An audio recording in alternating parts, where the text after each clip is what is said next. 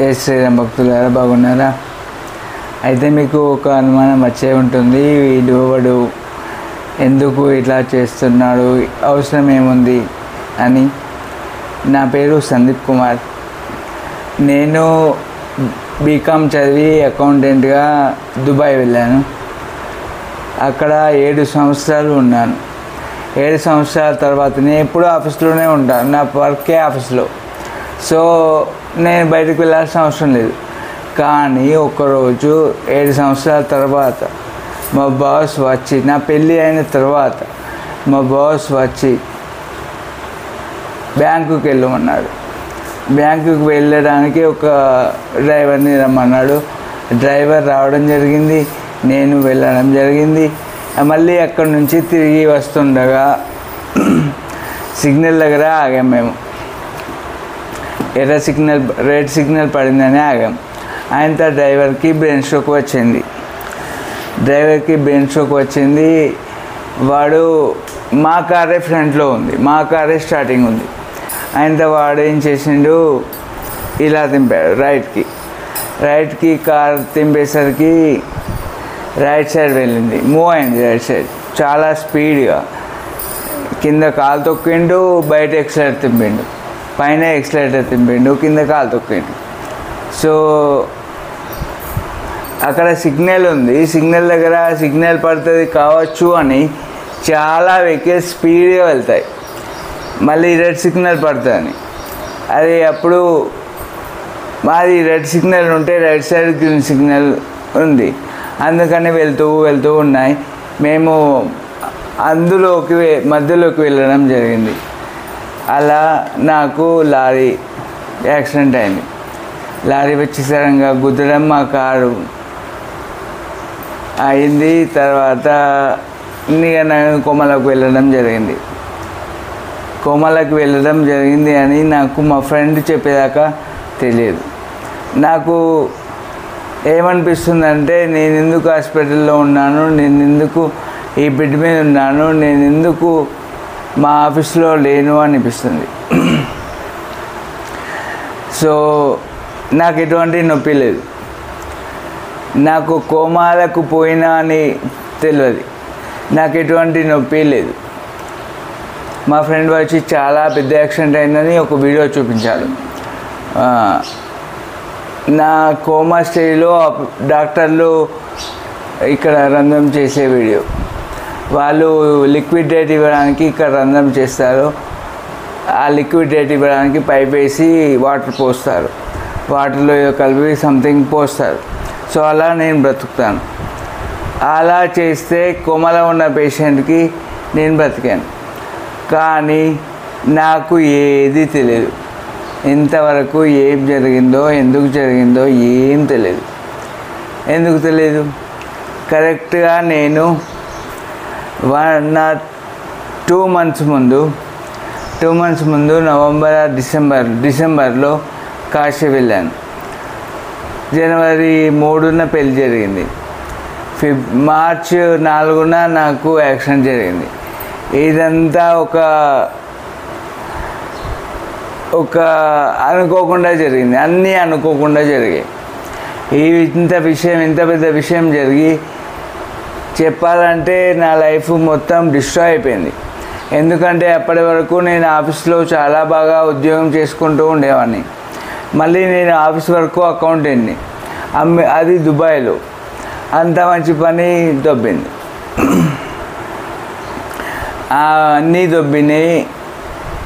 నేను కోమాలోకి పోయాను, జాబ్ పోయింది, అన్నీ పోయినాయి. మా ఫ్రెండ్ నాకు ఒక వీడియో చూపించాడు.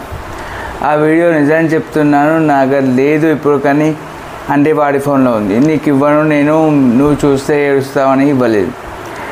ఆ వీడియో ఎంత ఘోరంగా ఉందంటే, ఆ యాక్సిడెంట్ ఎవరికైనా జరిగితే అంత డిస్ట్రాయ్ అయిన కార్లో ఉన్న వ్యక్తి బ్రతికే ఉంటారా అని అనుమానం వస్తుంది. అయినా నేను బ్రతికే ఉన్నాను, నాకు వేలు కూడా పోలేదు. అదంతా శివయ్య. ఎందుకంటే నేను ముందు కాశీ వెళ్ళాను, కాశీ వెళ్ళాక కాశీ దర్శనం అయిపోయింది. అయోధ్య వెళ్ళాను, అయోధ్య దర్శనం అయిపోయింది. ఇది ప్రయాగ వెళ్ళాను, గయా వెళ్ళాను. సో చాలా బాగా దర్శనాలు అయిపోయాయి. అమ్మతో వెళ్ళాను, చాలా బాగా దర్శించుకున్నాను, చాలా బాగా పుణ్యక్షేత్రాలు తిరిగాను. దాదాపు 1,10,000 ఖర్చు అయింది మాకు. అంత పెట్టి మేము చేశాం కాబట్టి నాకు అనిపిస్తుంది ఆ అదృష్టమే, ఆ పుణ్యమే నన్ను కాపాడిందేమో. ఇప్పుడు నా గొంతు తప్ప నేను పర్ఫెక్ట్, చాలా బాగున్నాను, చాలా బాగున్నా. ఎంత ఎవరిదయ? శివయ్యదయ. సో అదే చెప్తున్నాను. మీరు ఏమైనా ఇదంతా శివయ్యదయ కాబట్టి నేను భక్తి మార్గంలోకి వచ్చాను. నేను ఈ భక్తి మార్గంలోకి వచ్చాను, అందుకే నేను ఈ వీడియోస్ అన్నీ చేస్తున్నాను. ఎందుకంటే మీరు ఆలోచించండి, అంత పెద్ద యాక్సిడెంట్ చూస్తే నిజమంటారు, మీరు అంటారు నిజంగా ఇంత పెద్ద యాక్సిడెంట్లో మనిషి బ్రతుకుతారా అని. కనీసం నా ఎంట్రుక కూడా పోలేదు అంటే దాని అర్థం ఏంటి? శివయ్యదయ. సో ఎవరైతే భక్తి మార్గంలో ఉంటారో ఎంత పెద్ద గండమైనా, ఎంత పెద్ద గండం తరుముకొస్తున్నా దాన్ని వాడు నా భక్తుడు, నువ్వు వాడిని ఏమీ చేయకు అని చెప్పి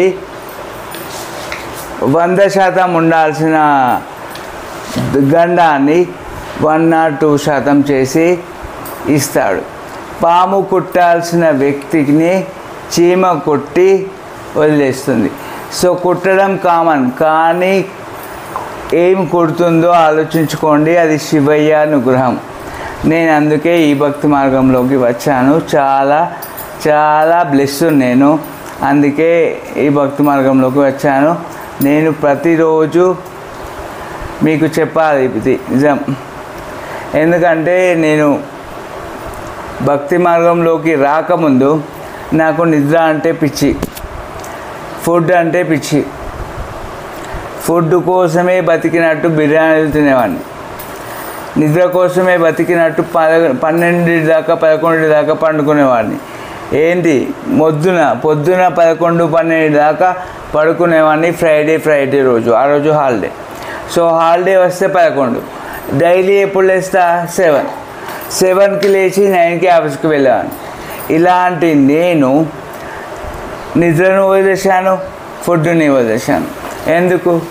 ఎందుకంటే మనకు ఈ జన్మ, మనిషి జన్మ ఇచ్చింది, మానవ జన్మ ఇచ్చింది. నిజం చెప్తున్నాను, మానవ జన్మ చాలా 84 లక్షల జీవరాశుల్లో ఒక మనిషి జన్మ మాత్రమే వాక్కు ఉంది, మనం మాత్రమే స్వరం ఉంది, మనం మాత్రమే ఓం నమ శివాయ అంటాం, మనం మాత్రమే సాంబ సదాశివ అంటాం, మనం మాత్రమే జై శ్రీరామ్ అంటాం. మిగిలిన జంతువులు ఏవి అనలేవు. 83,99,999 జీవులు నరకం అనుభవించాల్సిందే. నరకాలు ఎన్ని? 84 లక్షలు నరకాలు ఉన్నాయి. జీవులు ఎన్ని? 84 లక్షల జీవులు ఉన్నారు. ప్రతి జీవి ఒక నరకమే, ప్రతి జీవి ఒక నరకమే. మీరు అర్థం చేసుకోండి. మనం పుట్టే దానికంటే ముందు అమ్మ కడుపులో ఉన్నప్పుడు అది ఒక నరకం.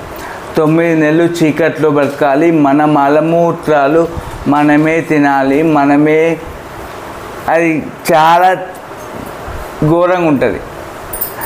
అదొక రకమైన నరకం. ఇలాంటి నరకం నుంచి నన్ను బయటకి వెయ్యి దేవుడా నిన్ను స్మరిస్తాను అంటే ఆ శివయ్య లేకపోతే విష్ణువు బయటకి తోస్తాడు. అలా అమ్మ కడుపులో నుంచి బయటకు వస్తాం. బయటకు వచ్చాక మనకు కనీసం 10 సంవత్సరాల వరకు అమ్మ ఖచ్చితంగా కావాలి. మన మాట రాదు కాబట్టి, లేకపోతే చిన్న ఉంటాం, మన ఫుడ్ మనకు తినరాదు, మనం పోయింది మనకు కడుక్కోరాదు. చాలా దరిద్రమైన నరకం ఇది. ఇలాంటి నరకం అనుభవించిన తర్వాత చదువుకోవాలి. చదువుకున్నప్పుడు యోగ్యమైన చదువు చెప్తారా అంటే చెప్పరు. వాళ్ళు ఏం చెప్తారంటే డబ్బు సంపాదించడానికి చెప్తారు. మనీ సంపాదించడమే జీవిత లక్ష్యంగా జాబ్ కోసమే బతుకుతున్నట్టు జాబ్ చేయాలి అని చెప్పి చదువు చెప్తారు. వాళ్ళు చెప్పిన చదువు వాళ్ళకే ఉపయోగపడుతుంది. ఇక నాకు తెలియదు కానీ ఓకే, మనం ఒక 10 నుంచి 25 సంవత్సరాల వరకు చదువుకుంటాం. అంటే 15 సంవత్సరాలు బొక్క. ఫస్ట్ పుట్టినాక 10 సంవత్సరాలు అమ్మ కావాలి కాబట్టి ఆ 10 బొక్క. అక్కడ 10 ఇక్కడ 15, 25 సంవత్సరాలు పోయినాయి. 25 సంవత్సరాలు పోయినాక మనం బాగుంటామా అంటే లేదు. మనం పెళ్ళి చేసుకుంటాం. మన బతికే మనకేంటో తెలీదు, ఎందుకు పుట్టామో తెలీదు, ఎందుకు బతుకుతున్నామో తెలీదు, అసలు నేను ఎవరినో నాకు తెలీదు. ఇలాంటి మనం ఇంకొక లైఫ్ని తీసుకొచ్చి మనం తగిలించుకుంటాం. అవసరమా? ఇంకో లైఫ్ని తగిలించుకున్న తర్వాత ఏమవుతుంది? ఆ లైఫ్కి ఇంకో లైఫ్ పుడుతుంది. అంటే వైఫ్కి బాబో లేకపోతే పాపో పుడతారు. ఇలాంటి నరకంలో ఉన్న మనం వాళ్ళని కూడా నరకంలో పడేయడానికి తీసుకొస్తాం. ఇంకొక జన్మని ఇచ్చి మరీ పాపనో బాబనో తీసుకొస్తాం. వాళ్ళని కూడా నరకంలో పడిస్తాం. ఇలా ఉన్నప్పుడు మనం కొడుకును పెళ్ళాన్ని లేకపోతే బిడ్డను పెళ్ళాన్ని చాలు కాబట్టి ఏదో ఒక పని చేయాలి. ఇప్పుడు ఏం చేస్తాం?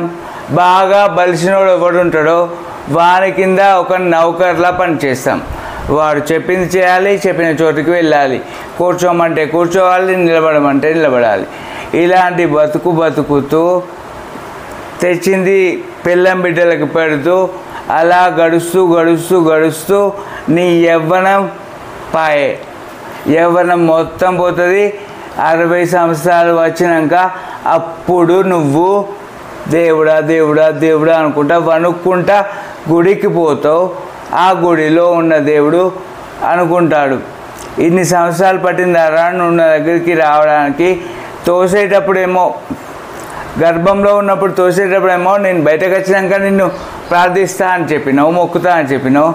అలాంటిది నీకు 60 సంవత్సరాలు పట్టింది, ఇప్పుడు నువ్వు వణుకుతున్నావు. ఇలాంటి నన్ను ఎలా పూజిస్తావురా, నువ్వు ఎలా వస్తావు రోజు గుడికి అని అనుకోడా? ఒక విషయం ఇది ఒక స్వామీజీ చెప్పారు, మీరే చెప్పండి. మీరు బాగా ఉన్న పువ్వుని స్వామికి పెడతారా? ఎండిపోయి వాడిపోయిన పువ్వుని స్వామికి పెడతారా? బాగున్న పువ్వుని పెడతారు. మొగ్గలా ఉంటే పెట్టరు, చిన్నప్పుడు పెట్టరు. బాగుంది అంటే అది యవ్వనంలో ఉంది. యవ్వనంలో ఉన్న పువ్వుని దేవునికి అర్పిస్తారు. అలా అర్పించాలి. కానీ అన్నీ అయిపోయిన తర్వాత 70 సంవత్సరాలు వచ్చిన తర్వాత నేను గుడికోతా అంటే అప్పుడు నీకు గుడికి పోరాదు. వణుకుతూ ఉండాలి. వణుకుంటా నువ్వు వణుకుంటా గుడికి పోరాదు, గుడికి నుంచి బయటకి రారాదు. అలాంటి పరిస్థితిలో ఉంటాం. ఆలోచించండి కొంచెం, ఎందుకు చెప్తున్నానో, ఎవరి కోసం చెప్తున్నానో మీరు ఒకసారి ఆలోచించండి. మళ్ళీ ఇది కలియుగం, కలి ప్రభావం నిజంగా ఈ 3 నామాలు పెట్టుకోకపోతే నా మీద కూడా ఉంటుంది. ఖచ్చితంగా ఈ 3 నామాలు రోజు గుడికి వెళ్ళి శివయ్య దర్శనం చేసుకొని 3 నామాలు పెట్టుకోవాలి. అప్పుడే వీడు శివుని భక్తుడు, శివయ్య భక్తుడు అని కలి భయపడతాడు. కలి మన జోలికి రావడానికి భయపడతాడు.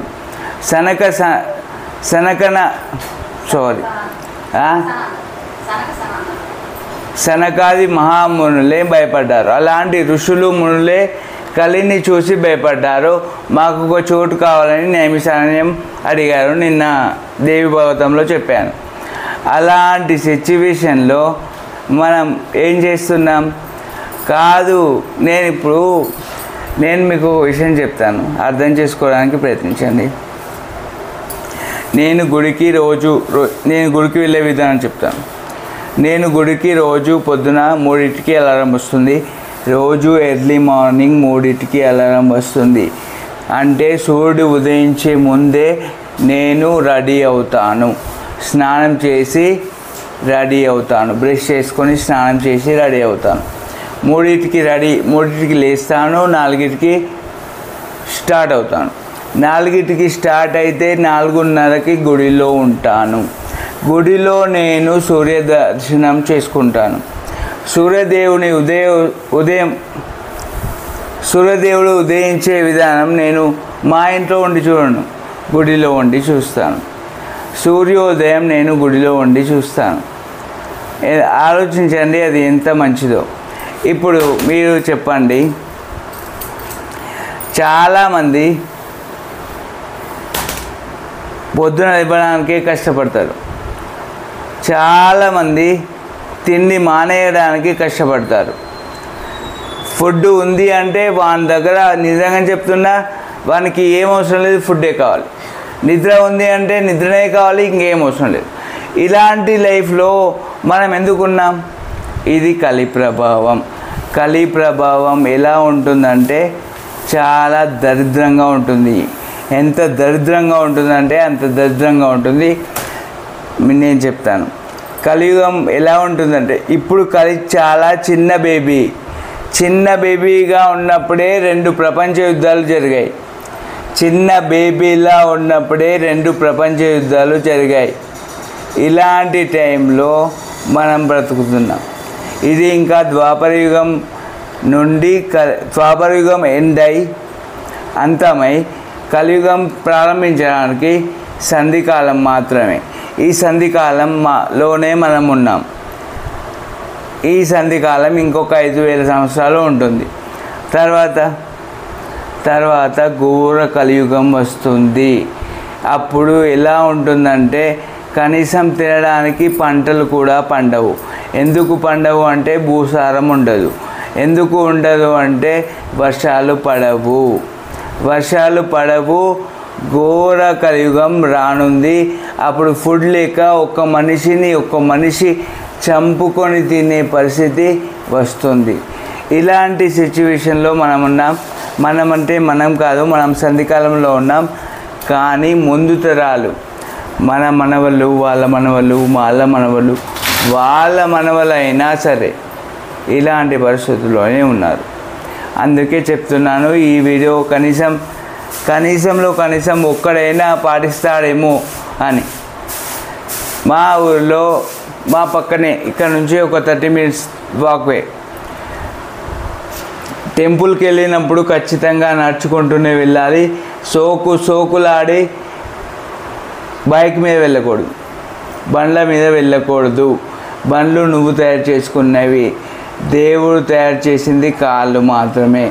కాళ్ళతో నడిచి వెళ్ళాలి. కాళ్ళతో నడిచి వెళ్ళినప్పుడు మన శ్రమ అందులో కనిపిస్తుంది. ఎవరి కోసం శ్రమ పడుతున్నాం? మనం దేవుణ్ణి దర్శించుకోవడానికి శ్రమ పడుతున్నాం. ఆ దేవుడు అబ్బా వీడు నా కోసం ఇంత కష్టపడి అక్కడి నుంచి నడుచుకుంటూ వచ్చాడా అనుకుంటాడు. అంతేగాని మీరు కష్టమే లేకుండా ఆటోలో, బైక్లో వెళ్తే లాభం ఉండదు. ఆ దర్శనంకి ఏమనుకుంటాడంటే వచ్చిండ్రా అనుకుంటాడు. సరే, ఘోర కలియుగం రాబోతుంది. ఒకసారి అయితే మీరు ఆలోచించండి. నేను చెప్పాలనుకున్న విషయం ఏంటంటే, చాలామంది టెంపుల్కి వస్తున్నారు. ఎందుకంటే ఇది సంధికాలం కాబట్టి చాలామంది భక్తులు ఉంటారు. ఎక్కడ చూసినా భక్తులే ఉంటారు. చాలామంది భక్తులు ఉన్నారు. Very good. నాకు చాలా సంతోషంగా ఉంది. కానీ భక్తులు గుడికి వచ్చి ఏం చేస్తున్నారు? ఎలా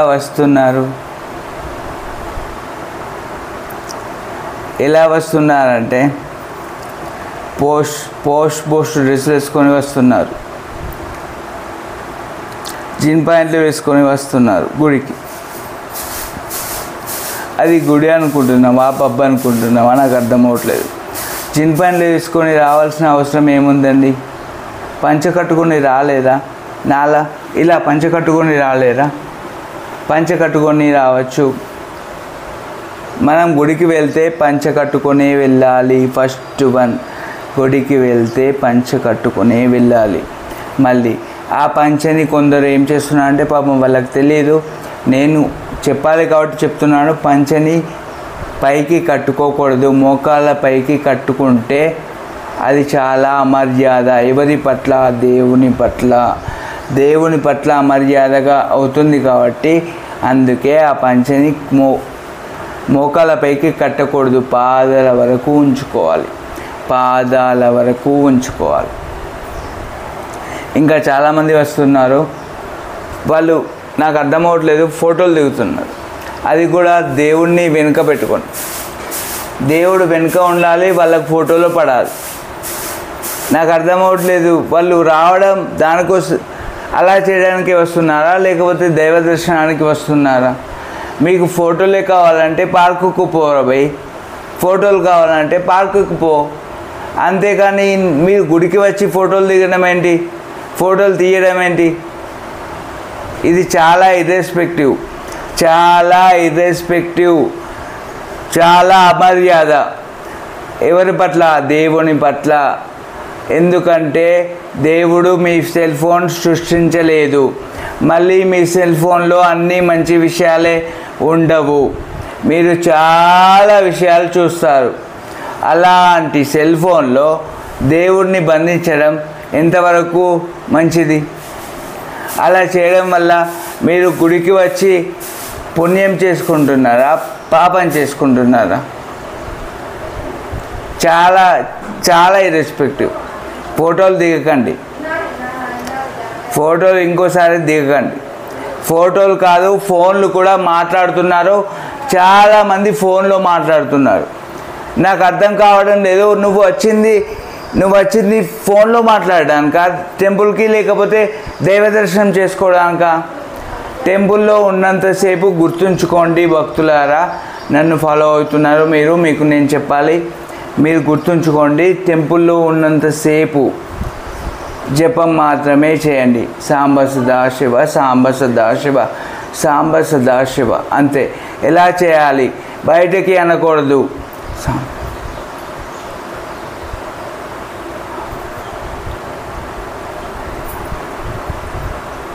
మీకు నచ్చిన దేవుని నామస్మరణ బయటకి సౌండ్ రాకుండా లోపలే చేసుకోవాలి, పెదవులు కదలాలి. కొందరు చెప్తారు ఇలా కూర్చోండి ధ్యానం చేసుకోండి అని. కళ్ళు మూసుకున్నాక నువ్వు ధ్యానమే చేస్తున్నావు అని నమ్మకం ఏమింది? కళ్ళు మూసుకున్నాక నువ్వు నిద్రపోతే, కళ్ళు మూసుకొని నువ్వు నిద్రపోతే నమ్మకమైంది. ధ్యానం చేయి అంటారు. కలియుగంలో ధ్యానం ఎక్కడ ఏడ్చింది? త్రేతాయుగంలో ఉంది, ద్వాపరయుగంలో ఉంది, అది తపస్సు, ధ్యానం. కలియుగంలో ధ్యానం లేదు. మన మనుషులు ఎంత దిగజారిపోయారంటే మనుషులు ధ్యానం చేసుకునే అంత కేపబుల్ కాదు. వాళ్ళు ధ్యానం చెప్పి మిమ్మల్ని మోసం చేస్తున్నారు. జపస్మరణే, నామ జపాన్నే పట్టుకోవాలి. మీరు మీ ఆఫీస్లో ఉన్నా, మీరు ఇంకా రోడ్డు మీద ఉన్నా, ఎక్కడ ఉన్నా మీ పెదవులు కదిలించడం అవుతుంది. మీరు కూర్చొని ఇది కాదు, ఇలా కావాలంటే మీరు ధ్యానం చేసినప్పుడే మీరు స్మరించాలి అంటే దానికి సపరేట్ ప్లేస్ కావాలి, దానికి సపరేట్ థింగ్స్ కావాలి. మీరు కూర్చోవాలి, స్నానం చేయాలి, ఫ్రెష్గా ఉండాలి. ఇదంతా కాదు. నామజప స్మరణ చేసుకోవాలి. ఎక్కడున్నా మీరు నామజపం చేసుకోవచ్చు. నేను రోడ్డు మీద ఉన్న సాంబ సదాశివ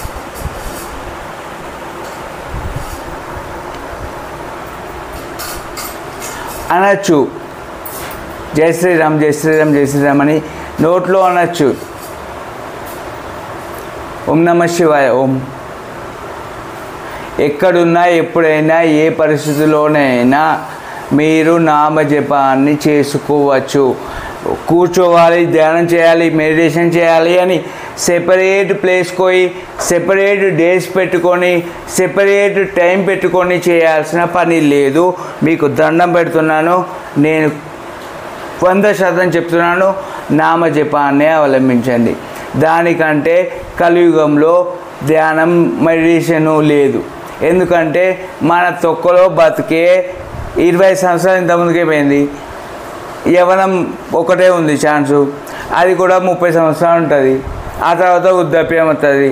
అప్పుడు ఏం చేస్తావు? వృద్ధాప్యంలో నువ్వు ఫుడ్ చేసుకోరాదు, నీ మోషన్ నీకు పోరాదు, వణుకుంటూ బ్రతకాలి. ఏది కోసం వెయిట్ చేయాలి? చావు కోసం వెయిట్ చేయాలి. అలాంటి నువ్వు అప్పుడు కూడా జపాన్ని చేసుకోవచ్చు. నామజపం అనేది అంత గొప్పది. కానీ కొందరు ఏం చేస్తున్నారంటే ముచ్చట్లు పెడుతున్నారు, ఫోన్లు మాట్లాడుతున్నారు. గుడికొచ్చి ఫోన్లు మాట్లాడడం ఎంత తప్పు అంటే, నువ్వు గుడి బయట ఓం నమ శివాయ అంటే, లేకపోతే సాంబ సదాశివ అంటే, లేకపోతే జై శ్రీరామ్ అంటే, ఒకసారి అన్నాడు వీడు అని ఫలితం వేస్తాడు పైన మన అకౌంట్లో చిత్రగుప్తుడు. అదే గుడిలో అంటే 10,000, 1 × 10,000, 10,000 టైమ్స్ ఫలితం పడుతుంది. వీడు గుడిలో అన్నాడు కాబట్టి 10,000 టైమ్స్ ఫలితాన్ని వేస్తాడు చిత్రగుప్తుడు మన అకౌంట్లో. ఎందుకు వేస్తాడు అంటే, గుడిలో వేద మంత్రాలు జరుగుతూ ఉంటాయి. ఆ సరౌండింగ్స్ అంతా శబ్ద తరంగాలు చాలా శుద్ధిగా ఉంటాయి, చాలా గుడ్గా ఉంటాయి. అలాంటి ఒక గుడిని మనం వాడుకోవడం మనకు తెలియాలి. అంతేకాని పబ్బుని, బార్ని, ఇది వైన్ షాప్ని వాడుకోవడం తెలుస్తుంది చాలామందికి, కానీ ఎక్కువ మందికి గుడిని వాడుకోవడం తెలియడం లేదు. నేను చెప్తున్నాను, గుడిని మీరు వాడుకోండి. వీలైనంత వరకు జపాన్ని చేయండి. నేను ఇంత చెప్తున్నాను కదా, నువ్వేం చేస్తున్నావురా ఇదవా అంటే, నేను చెప్తున్నా, నేను ఫాలో అయిందే నేను మాట్లాడుతాను. నేను ఫాలో కానిదేది నేను మాట్లాడను. నేను పొద్దున 3కి లేచి స్నానం చేసి 4కి స్టార్ట్ అయ్యి 4:30కి గుడిలో ఉండి 10 దాకా గుడిలో ఉంటాను. పొద్దున 10 దాకా 4 గంటలు.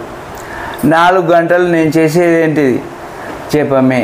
17, 21 సార్లు అభిషేకము శివయ్యకు, 21 టైమ్స్ అభిషేకం డైలీ. అది చేసుకుంటూ నామజపాన్ని అవలంబిస్తాను. నామజపమే సాంబ సదాశివ అనుకుంటూ అభిషేకం చేయడమే. అలా చేయొచ్చినప్పుడు, అలాంటి ఒక మంచి అవకాశం మనకున్నప్పుడు మనం ఎందుకు వదులుకోవాలి? మీరు ఎక్కడో పల్లెటూరులో ఉన్నారు, ఎక్కడో ఊర్లో ఉన్నారు అంటే అది వేరు. మీ పక్కనే ఉంది గుడి, అది వెళ్ళడానికి మీకేం ప్రాబ్లం?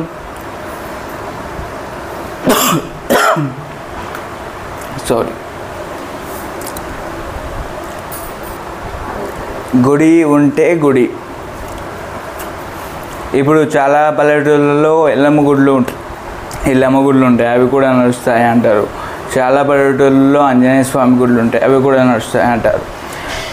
గుడి అంటే కనీసం వాటి నుంచి శబ్ద తరంగాలు బయటికి రావాలి, శబ్ద తరంగాలు ఆ ప్రదేశం అంతా వ్యాపించాలి, గుడ్గా ఉండాలి. అంటే మంచి సరౌండింగ్స్లో ఉండాలి అంటే మినిమం 6 అవర్స్ వేద మంత్రాలు చదివే బ్రాహ్మణులు ఉండాలి. అలాంటి గుడి చూసుకోండి. ఎల్లమ్మ గుడి, ఈ మన ఆంజనేయ స్వామి గుడి ఎప్పుడో పొద్దున తీస్తారో, 1 అర్ధగంట పూజ అయిపోయిన తర్వాత లోకేష్ వెళ్ళిపోతాడు. అలాంటిది కాదు. సరే, మీరు ఏం చేస్తారు? అలాంటి గుడి మా సరౌండింగ్స్లో దగ్గరలో లేదు. నాకు కూడా దగ్గర లేదు. నాకు కూడా 30 మినిట్స్, ఇక్కడ నుంచి నడుచుకుంటూ పోతే 30 మినిట్స్ 4 గంటలు ఉంటున్నాను నేను గుడిలో. 30 మినిట్స్ నడిచిపోయి ఎందుకు? సరే, మాకు దగ్గరలో లేవు. ఎలా అంటే, మీరు మీ ఇంటిలోనే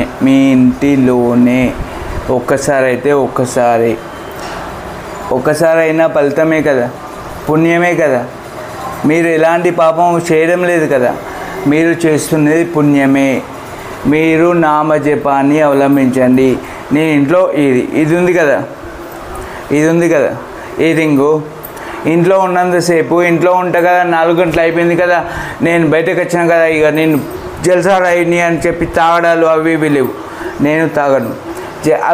ఆ జల్సాలో నేను తాగను, నేను తినను, నేనేం తినను, నేను నాన్ వెజ్ తినను, నేను తాగను, నేను పూర్తిగా సాత్వికంగా ఉండడానికి ప్రయత్నిస్తున్నాను. వీలైనంత వరకు సాత్వికంగానే ఉంటాను.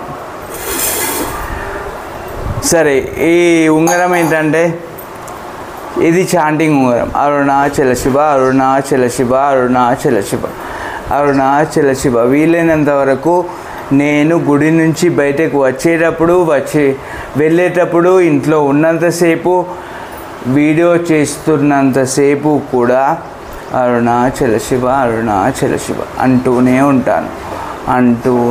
ఉంటాను. అనకపోతే ఈ వేలికి పెడతాను, అంటే ఈ వేలికి పెడతాను.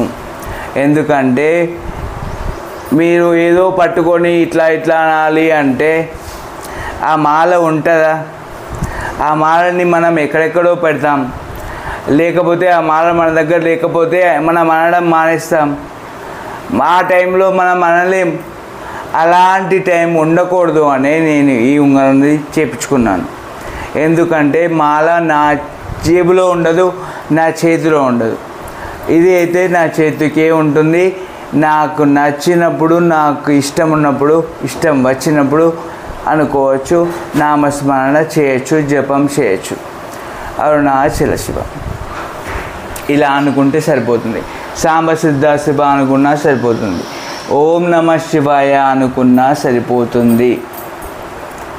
లేదు ఇదంతా కాదు, నేను రామ భక్తుని అంటే, నేను శ్రీహరి భక్తుని అంటే జై శ్రీరామ్ అనుకో, జై శ్రీకృష్ణ అనుకో.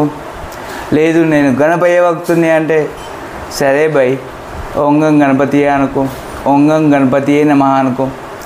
లేదు నేను అమ్మవారి భక్తుని అంటే సరే శ్రీమాత్రే నమః అనుకో.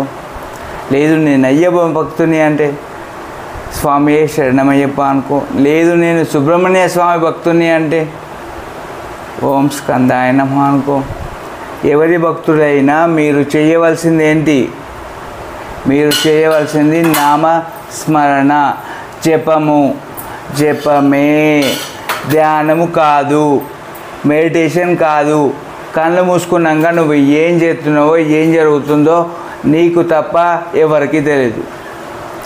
నువ్వు జపం చేస్తే అందరికీ తెలుస్తుంది. నీ వల్ల ఒకరు ఉపయోగపడతారు. వీడు జపం చేసుకుంటున్నాడు, నాకు సిగ్గుందా అని నేను కూడా జపం చేస్తాను అని వాడు కూడా చేయడం ప్రారంభిస్తాడు.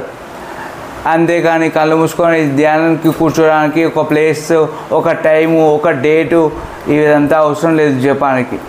జపం ఎప్పుడైనా, ఎలాగైనా, ఏ టైంలో అయినా స్నానం చేసి బొట్టు పెట్టుకున్న తర్వాత అరుణాచల శివ అంటే ఏమవుతుంది? ఇప్పుడు నేను ఇన్నిసార్లు అన్నాను అరుణాచల శివ అని. అలాగే మీరు కూడా జపాన్నే అవలంబించండి.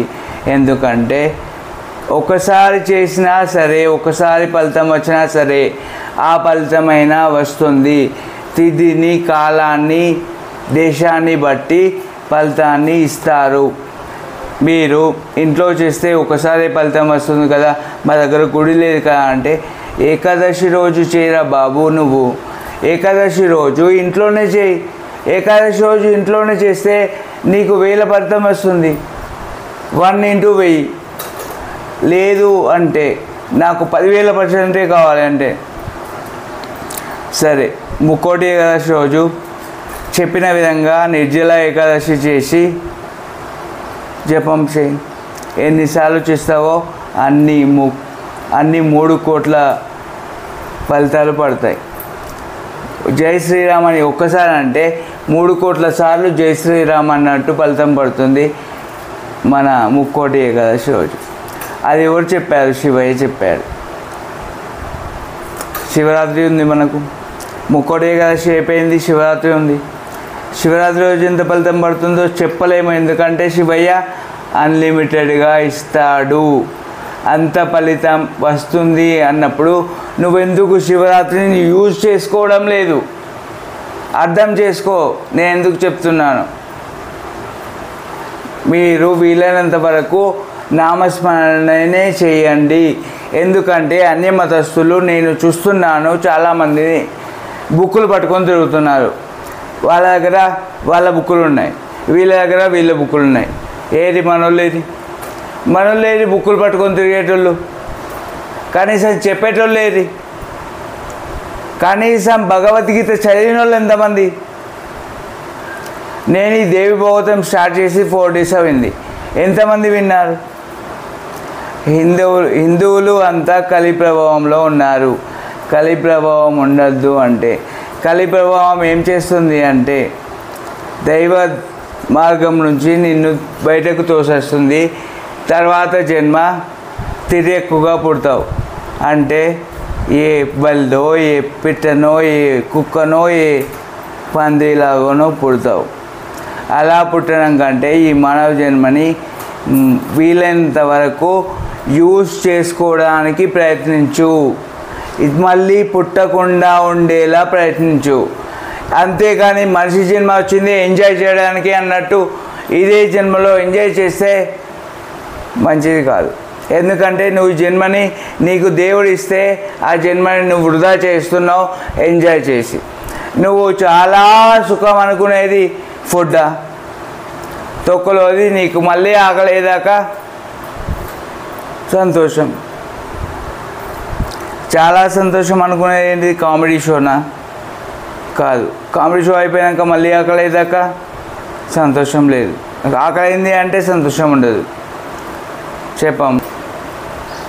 నేను మాటికి నువ్వు అనడంలో నేను అనుకుంటున్నాను, నాకు నేను చెప్తున్నాను, అంతేకాని మిమ్మల్ని అనడం లేదు. మీరు చాలా భక్తులు నాకు తెలుసు. నేను నా గురించి నేను చెప్పుకుంటున్నాను. నాకు కొంచెం కలి ప్రభావం ఉండద్దు కాబట్టి చెప్పుకుంటున్నాను. మళ్ళీ ఇది మిమ్మల్ని అన్నట్టు కాదు, ఇది నాకు నేనే చెప్పుకున్నట్టు. కలి ప్రభావం చాలా ఘోరంగా ఉంటుంది. ఎంత ఘోరంగా ఉంటుందంటే చెప్పాను కదా, అది భయంకర కలికాలం రాబోతుంది. ఆ కలికాలం వచ్చిందంటే భక్తులు ఉండరు, ఫుడ్ ఉండదు, మనుషులు ఉంటారు, జంతువులు ఉంటాయి. జంతువుల్ని ఫస్ట్ జంతువుల్ని తింటారు మనుషులు. తర్వాత మనుషులు చంపుకొని పీక్కొని తింటారు. వండుకోవడం కూడా ఉండదు. అలాంటి కలికాలంలో మనం ఉన్నాం. మీకు ఎగ్జాంపుల్ చెప్పాలంటే రీసెంట్గా వచ్చిన నా ఫేవరెట్ హీరో ప్రభాస్ సినిమా చూడండి, కల్కి. ఆ కల్కి సినిమాలో చాలా బాగా చూపించాడు కలియుగం ఎండింగ్ ఎలా ఉంటుందో. కలియుగం ఎండింగ్ కాదు, నిజం చెప్తున్నా, కలియుగం స్టార్టింగ్ ఎలా ఉంటుంది. ఇప్పుడు కలి చిన్న పిల్లగాడు, సంధికాలం కాబట్టి. కలి నాలా అయితే అడల్ట్ అయితే అప్పుడు చాలా దరిద్రంగా ఉంటుంది. ఎంత దరిద్రం అంటే చెప్పడం కూడా వీలు కాదు, అంత ఘోరంగా ఉంటుంది. ఇప్పుడే చూసారు మీరు, చిన్నపిల్లల్ని వదలడం లేదు, ముసలోళ్ళని వదలడం లేదు, ఆడవాళ్ళని వదలడం లేదు, యంగ్ ఆడవాళ్ళని వదలడం లేదు. చాలా అకృత్యాలు జరుగుతున్నాయి. ఫుడ్ కూడా చాలా ఇదైపోయింది. మాంసాహారం చాలా వ్యాపించింది. ఒకప్పుడు భారతదేశంలో మాంసాహారం తినేవాళ్ళు కాదు. ఈ మాంసాహారాన్ని బ్రిటిష్ వాళ్ళు, అంతకంటే ముందు వచ్చిన ఇస్లాం వాళ్ళు మనకి అలవాటు చేశారు. అది అలవాటు చేసిన తర్వాత సరే వాళ్ళు వెళ్ళిపోయారు కదా, ఇప్పుడు ఎందుకు తినడం అని తినకుండా ఉంటున్నారా? అది తినకపోతే ముద్ద దిగదు అన్నట్టు, ముక్కలేనిదే ముద్ద దిగదు అన్నట్టు తయారయ్యారు. అలా నువ్వు ఉంటే నీకు ఏమొస్తుందో తెలుసా? నువ్వు తిన్న పక్షులే, నువ్వు తిన్న కోళ్ళే నిన్ను పీక్కొని తింటాయి నరకంలో. ఇది గరుడ పురాణంలో చెప్పారు. అలాంటి పరిస్థితి మనకు అవసరమా?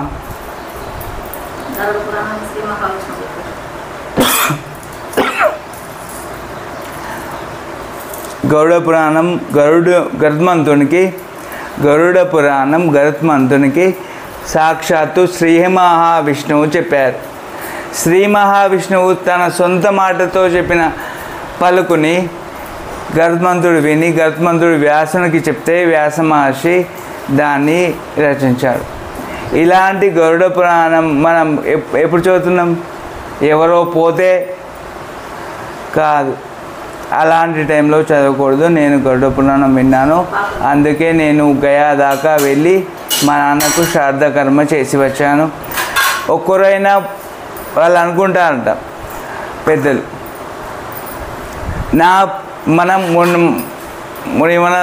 నా కొడుకో మనమడో ఎవడో ఒకడు, మన వంశస్థుల్లో ఎవరో ఒకడు కనీసం గయా దాకా ఒక్కడైనా వెళ్ళడా అని చాలా ఆశిస్తారట, చాలా బాధపడతారట. నరకం ఎలా ఉంటుందంటే, ఒక జైల్లో వేసి నిన్ను కొడుతూనే ఉంటే ఎలా ఉంటుందో, ఆ దెబ్బల్ని భరిస్తూ భరిస్తూ ఏడుస్తూ అది కొట్టడం కూడా కాదు, వేయించడం, నూనెలో వేస్తూ మంట పెడతారు. అలాంటి సిచ్యువేషన్లో మనం గయా వెళ్తే వాళ్ళు ఆనందించి నృత్యం చేస్తారట, డ్యాన్స్ చేస్తారట. గయా వెళ్తే నా వంశస్థుడు గయా దాకా వెళ్ళాడు, ఇక నేను ఇక్కడ నుంచి వెళ్ళి పుణ్యలోకానికి వెళ్తాను, ఈ నరకంతో నాకు పని లేదు అనుకుంటాడు. ఆ తర్వాత శ్రాద్ధకర్మ అయిపోయిన తర్వాత వాళ్ళని తీసి పుణ్యలోకంలో వేస్తారు. నరకం నుంచి పుణ్యలోకం. నీకు ఈ జైలే నచ్చినప్పుడు నరకం ఒక 100 రెట్లు ఎక్కువ ఉంటుంది జైలుకి, అది ఎలా నచ్చుతుంది? అలాంటి సిచ్యువేషన్ మా వంశస్థులకు ఉండకూడదు అనే నేను గయా దాకా వెళ్ళి ₹1,00,000 ఖర్చు పెట్టి అమ్మతో గయా దాకా వెళ్ళి శ్రాద్ధ కర్మ చేసి వచ్చాను. అర్థం చేసుకోండి. మీరు కూడా వీలైనంత వరకు మీ పూర్వీకులను గురించి ఆలోచించండి. వాళ్ళు ఎలాంటి సిచ్యువేషన్లో ఉంటారంటే, కనీసం ఒక్కరైనా నాకు గయాక రారా ఈ శ్రాద్ధ కర్మ పెట్టడానికి అనుకుంటారు. కానీ గయాక ఎవరు వెళ్ళరు, ఇంటి దగ్గరే శ్రాద్ధ కర్మ పెడతారు. పెద్దల అమావాస్య రోజు వాళ్ళకు ఇచ్చేస్తారు, అయిపోయింది. మనకి 1 ఇయర్, వాళ్ళకి ఒక్కరోజు. ఆ ఒక్కరోజు ఫుడ్ కోసం వాళ్ళకు అంత కష్టం. మీరు చేస్తున్నది, నేను చేస్తున్నది అదే, 1 డే ఫుడ్ కోసం ఇంత కష్టం. అందుకే నేను వాళ్ళు మా పూర్వీకులు నరకంలో ఉండకూడదు, అంటే జైలు జీవితాన్ని అనుభవించకూడదు, వాళ్ళు చిత్రహింసలు అనుభవించకూడదు అని అనుకొని గయా వెళ్ళి శ్రాద్ధం పెట్టి రావడం జరిగింది. అమ్మతో వెళ్ళాను, చాలా బాగా జరిగింది.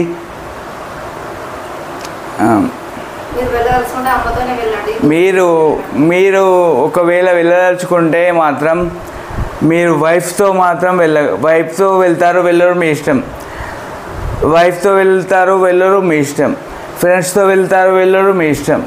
కానీ ఖచ్చితంగా అమ్మ మాత్రం ఉండాలి. అమ్మను మాత్రం తీసుకెళ్ళండి. అమ్మ చాలా ఇంపార్టెంటు. అమ్మలకు తెలిసినంత మనకు తెలియదు.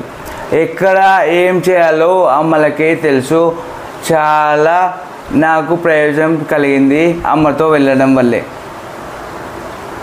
చాలా బాగుంది అమ్మతో వెళ్ళడం వల్లే.